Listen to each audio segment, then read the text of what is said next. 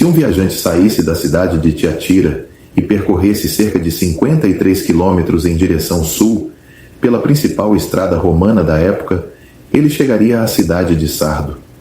O acesso se dava pelo lado norte, oferecendo ao visitante uma vista imponente. Edificada sobre uma escarpa de aproximadamente 460 metros de altura, Sardo parecia uma fortaleza invencível. Dominava todo o vale do rio Hermos, hoje chamado de Rio Gedis, e se estendia até os limites do Monte Timolos, que tem cerca de 1.800 metros de altura.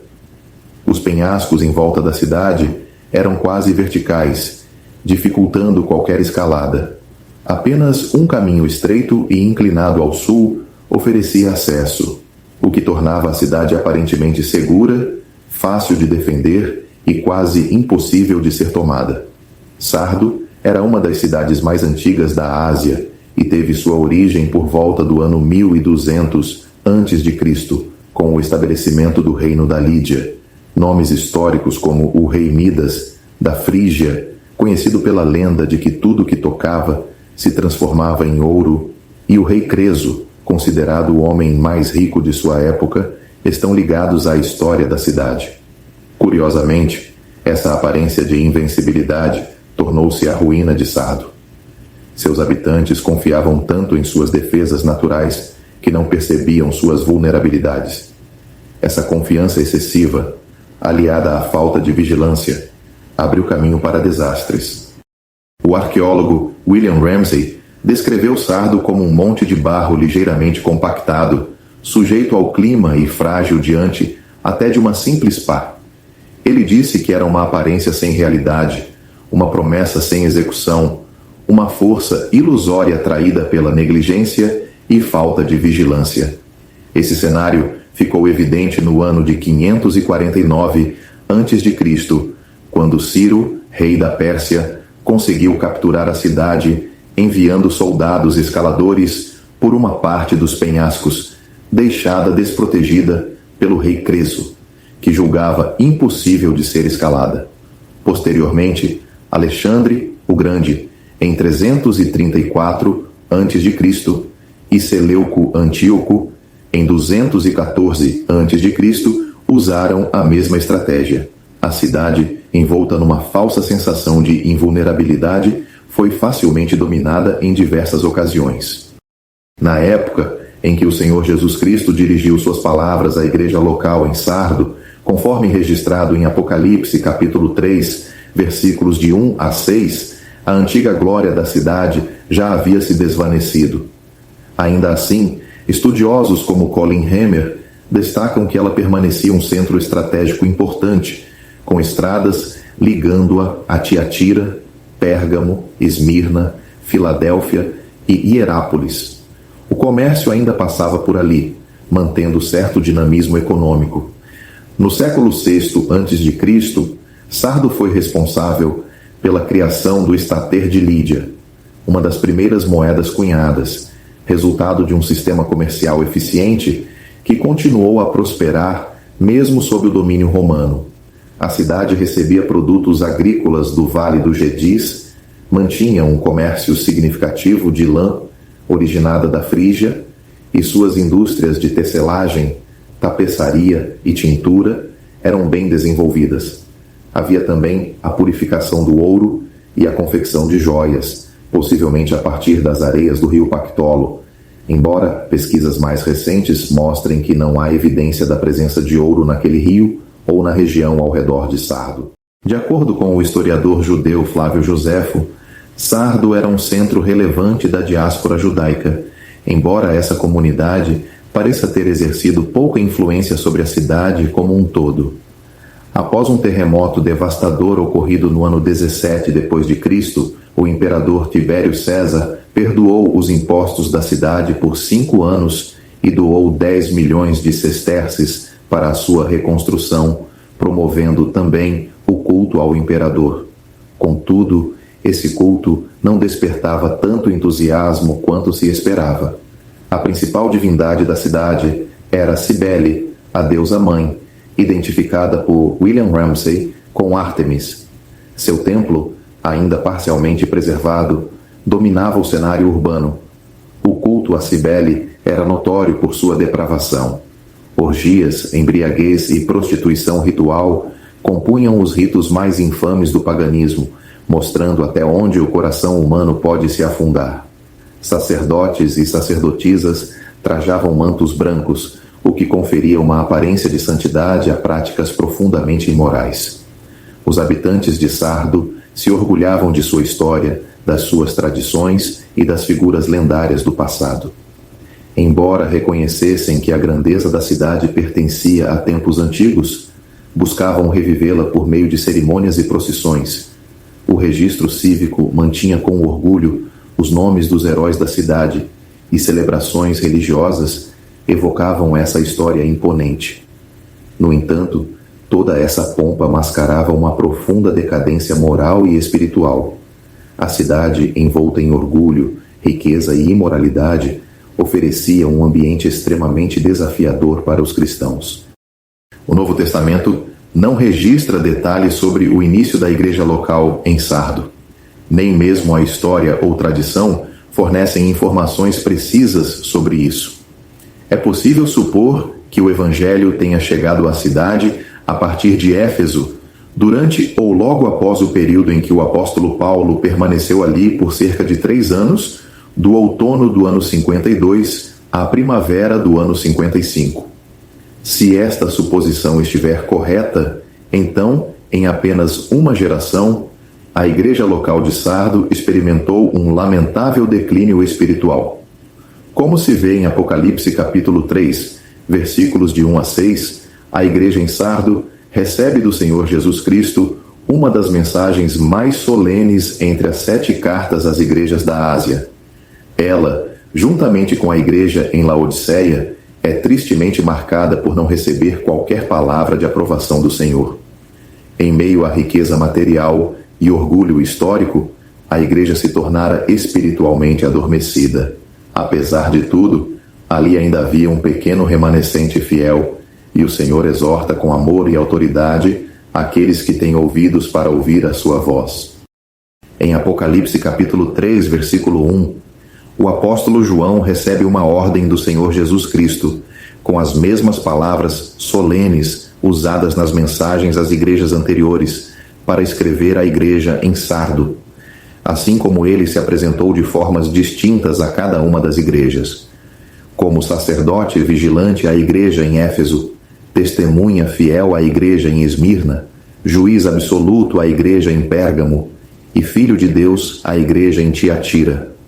Agora, diante da realidade espiritual de Sardo, o Senhor Jesus Cristo se revela como aquele que possui os 7 Espíritos de Deus e as 7 estrelas. Em Apocalipse capítulo 1, versículo 4, aprendemos que os 7 Espíritos representam a plenitude do Espírito Santo. Isso indica que Cristo, como Senhor glorificado, é o único que supre, na dispensação da graça, tudo o que é necessário à sua igreja, como evidenciado em Atos capítulo 2, versículo 1 e João capítulo 14, versículo 25. A mudança na expressão entre Apocalipse capítulo 2, versículo 1, onde se diz que ele conserva os anjos das igrejas, e aqui, onde simplesmente tem os 7 espíritos e estrelas, mostra um contraste entre autoridade e provisão. O Senhor Jesus conhece por experiência a plenitude do Espírito, conforme Isaías, capítulo 11, versículo 1, e está capacitado a transmitir tudo o que for necessário à igreja, inclusive àquela em Sardo. Contudo, diferentemente das outras cartas, não há nenhuma palavra de elogio para Sardo. O Senhor vai diretamente à sua avaliação. Tens nome de que vives e estás morto. O termo nome aqui não revela caráter, como no sentido hebraico, mas refere-se à reputação, como no uso grego. A igreja em Sardo era conhecida por ser espiritualmente viva, ativa, envolvida em muitas práticas visíveis que sugeriam vida cristã autêntica. A palavra usada, vives, em grego, zal, fala de vida espiritual verdadeira, não apenas de existência biológica. Porém, Essa aparência era apenas isso, aparência. Cristo declara a realidade de sua condição espiritual, morte. A reputação não correspondia à verdade interna. Existia um corpo de atividades cristãs, talvez até orações e pregações eloquentes, mas sem a verdadeira presença da vida divina. A expressão "e estás morto" não é uma ameaça futura, mas uma descrição presente. Esse contraste entre aparência e realidade ecoa a própria história da cidade de Sardo. Famosa por seu passado glorioso, a cidade buscava perpetuar essa imagem por meio de celebrações e rituais, mesmo enquanto declinava. A igreja local refletia essa mesma tendência. Parecia espiritualmente viva, mas estava espiritualmente morta. Nos versículos 2 e 3, o Senhor Jesus ainda encontra espaço para apelo. Embora a situação fosse grave, não era totalmente sem esperança.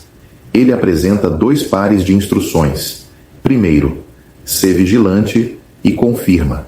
Depois, lembra-te e arrepende-te. O verbo vigiar, no original grego, está no presente do imperativo, indicando ação contínua. Mantenham-se despertos. Fortalecer as coisas que restam sugere um esforço para preservar o que ainda não morreu por completo. A imagem é semelhante à dos sentinelas nos dias de Neemias, conforme Neemias capítulo 4, versículo 20, que corriam para proteger os pontos vulneráveis dos muros. Cristãos atentos em Sardo deveriam agir com urgência, aplicando as verdades bíblicas na prática, preservando princípios essenciais como a separação do mal, recepção à comunhão e disciplina. O que era ainda visível, as práticas remanescentes, estava prestes a morrer. Segundo alguns estudiosos, como Henry Alford, essa expressão também engloba pessoas fiéis que ainda mantinham tais princípios. O Senhor explica o porquê da vigilância. Porque não achei as tuas obras perfeitas diante de Deus. As obras haviam sido iniciadas, mas não levadas à plena execução. Fortificações espirituais incompletas não servem diante do ataque do inimigo, assim como não serviram à cidade quando negligenciaram a vigilância de suas encostas. A expressão "meu Deus", presente em manuscritos antigos, mostra que Cristo fala aqui como sumo sacerdote diante de Deus, avaliando tudo em minúcia. Assim como na mensagem à igreja em Éfeso, em Apocalipse capítulo 2, versículo 5, Cristo ordena: lembra-te. Essa lembrança não é apenas de doutrinas, mas também das bênçãos espirituais, do gozo e alegria de dias anteriores. A expressão "do que tens recebido e ouvido" remete ao momento da conversão e ao ensino inicial que estabeleceu a igreja. Essas verdades deveriam ser guardadas, preservadas com zelo. A ordem "arrepende-te" completa o chamado. O arrependimento, nesse contexto, exige não só pesar, mas mudança real de atitude. A advertência, no entanto, é clara. Se não vigiarem, ele virá como ladrão. Assim como nas palavras do Senhor Jesus em Mateus capítulo 24, versículo 43, e Lucas capítulo 12, versículo 39, o ladrão vem sem aviso e de forma inesperada. O apóstolo Paulo e o apóstolo Pedro também usam essa figura em 1 Tessalonicenses capítulo 5, versículo 2, e 2 Pedro capítulo 3, versículo 10.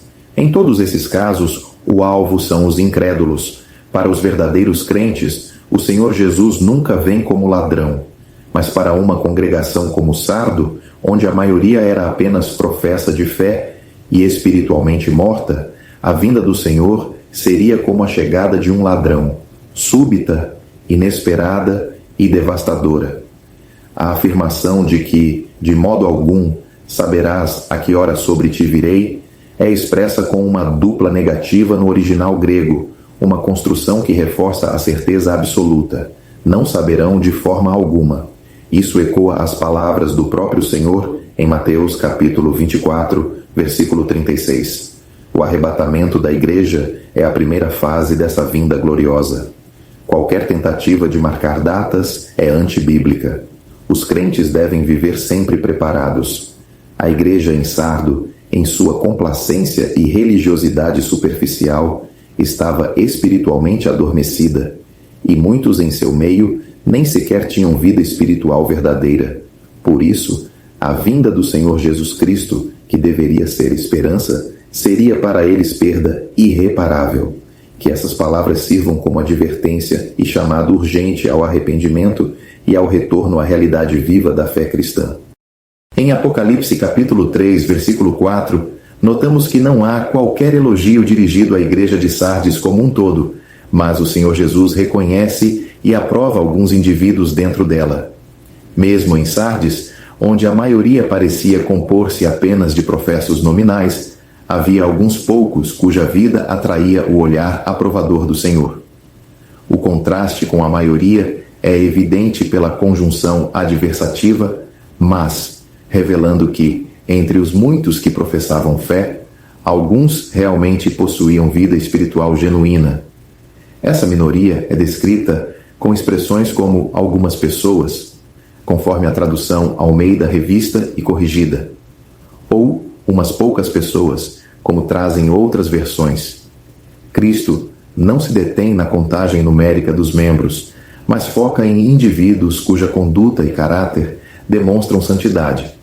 Esses são descritos como aqueles que não contaminaram seus vestidos, uma linguagem figurada que aponta para uma conduta imaculada e íntegra. Na Bíblia, os vestidos simbolizam o que se pode observar da vida exterior de uma pessoa, sua conduta, seu testemunho visível. Aqueles cujos vestidos não foram manchados mantiveram um estilo de vida livre da corrupção moral. Vestidos que, como em Apocalipse capítulo 7, versículo 14, foram lavados no ato da conversão e preservados limpos por um viver coerente com a fé. William Edwin Vine explica que o termo contaminar significa literalmente sujar com lama ou imundície. Esse termo evoca a imagem de crentes que se recusaram a participar das práticas impuras do mundo pagão ao seu redor, tal como Daniel, que assentou no seu coração não se contaminar com a porção do manjar do rei, como está registrado no livro do profeta Daniel, capítulo 1, versículo 8. Os cidadãos de Sardes estavam habituados a presenciar procissões religiosas em honra à deusa Cibele, onde sacerdotes e participantes vestiam-se de branco. Em ocasiões especiais, os habitantes usavam togas brancas e cidadãos de destaque acompanhavam os homenageados em cerimônias cívicas. Contudo, os cristãos fiéis recusavam-se a participar dessas celebrações. Em contrapartida, eles aguardavam uma procissão muito mais gloriosa, uma cerimônia celestial onde seriam recebidos pelo próprio Cristo. Aquilo que Deus desejava ter com Adão, conforme Gênesis capítulo 3, versículo 8, e que experimentou com Enoque, em Gênesis capítulo 5, versículo 22, será plenamente realizado por meio de Cristo junto aos seus fiéis. O companheirismo e a comunhão ininterrupta com Deus estão prometidos. Os vestidos limpos da terra serão substituídos por vestes brancas celestiais, refletindo o caráter santo de Cristo. Ser chamado digno por Cristo é o maior elogio que um cristão poderia receber. Essa mesma palavra é usada para descrever Deus em Apocalipse capítulo 4, versículo 11, e o Senhor Jesus em Apocalipse capítulo 5, versículo 9. É natural que toda a criação reconheça a dignidade de Deus, tanto por sua obra criadora quanto por sua redenção. E é surpreendente perceber que o Senhor Jesus aplica esse mesmo termo aos seus, reconhecendo sua fidelidade mesmo em meio à fraqueza. Isso revela o quanto ele valoriza a lealdade. Curiosamente, essa palavra também aparece em Apocalipse capítulo 16, versículo 6, onde é usada para descrever os ímpios como merecedores de juízo. Aqui, em contraste, os fiéis são tidos por Cristo como dignos de louvor. No versículo 5 de Apocalipse, capítulo 3, o Senhor Jesus faz 3 promessas ao vencedor. Elas contrastam diretamente com as honrarias cívicas comuns aos cidadãos de Sardes. Primeiramente, ele promete uma investidura cívica, será vestido de vestes brancas. Essa linguagem remete ao livro do profeta Zacarias, capítulo 3, versículos de 1 a 7, onde Jeová troca as vestes imundas de Josué por roupas festivas.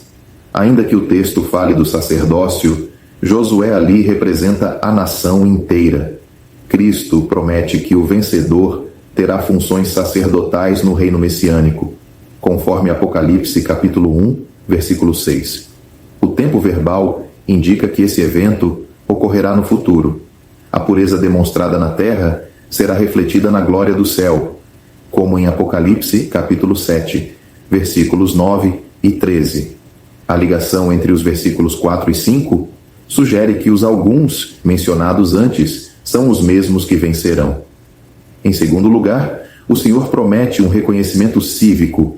De maneira nenhuma riscarei o seu nome do livro da vida. O verbo riscar é usado no Novo Testamento com o sentido de apagar ou remover, como em Atos dos Apóstolos capítulo 3, versículo 19, ao se referir aos pecados, em Colossenses capítulo 2, versículo 14, a cédula das ordenanças, e em Apocalipse capítulo 7, versículo 17 e 21, versículo 4, as lágrimas. Aqui, a ideia é de não remover completamente o nome do vencedor do registro da vida eterna.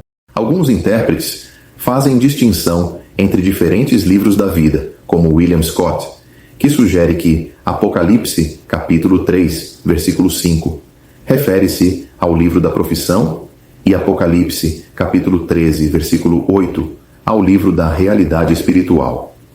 No entanto, essa diferenciação carece de base sólida nas Escrituras. É mais coerente entender que se trata do mesmo livro em todas as passagens, o registro celestial de todos os que creem em Cristo. A expressão não riscarei deve ser vista como uma figura de linguagem chamada litotes, onde uma negação forte é usada para afirmar enfaticamente o oposto. O que Cristo realmente está dizendo é que o nome do vencedor está eternamente seguro. Tal linguagem pode ser compreendida à luz da prática nas cidades antigas, como descreve Frederick Tatford. Cada cidade mantinha um registro dos seus cidadãos. Se alguém cometesse traição, seu nome era apagado.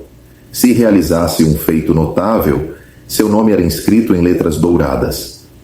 Assim, o Senhor Jesus, ao prometer que o nome não será apagado, está, na verdade, prometendo honra eterna. Por fim, a terceira promessa é uma apresentação cívica. Confessarei o seu nome diante de meu Pai e diante dos seus anjos. Em Sardes, confessar o nome de Cristo poderia resultar em exclusão social ou familiar. Contudo, aqueles que assim o fizeram, ainda que rejeitados por seus conterrâneos, receberão reconhecimento público nos céus. Cristo os apresentará, nominalmente, perante o Pai e todos os anjos, tal como o rei Davi, após ser coroado, se lembrou dos seus valentes, como está em 2º livro de Samuel, capítulo 23, o Senhor também se lembrará dos que permaneceram fiéis durante o tempo da sua rejeição. Nomes desconhecidos na terra serão proclamados nas cortes celestiais. Aqueles que confessaram a Cristo diante dos homens serão por ele confessados diante do Pai. No versículo 6, o Senhor Jesus conclui sua mensagem com o mesmo chamado dirigido a todas as 7 igrejas. Quem tem ouvidos, ouça o que o Espírito diz às igrejas. Essa exortação é universal e individual. Embora se dirija às igrejas em plural, ela clama a sensibilidade pessoal de cada crente. Mesmo em meio à frieza e à falsa profissão generalizada, o Senhor espera encontrar alguns corações dispostos a ouvir e obedecer. Como em Tiatira, a posição desta exortação ao final da mensagem indica que, embora a maioria possa rejeitar, alguns responderão ao chamado divino, que cada um de nós seja contado entre esses poucos fiéis.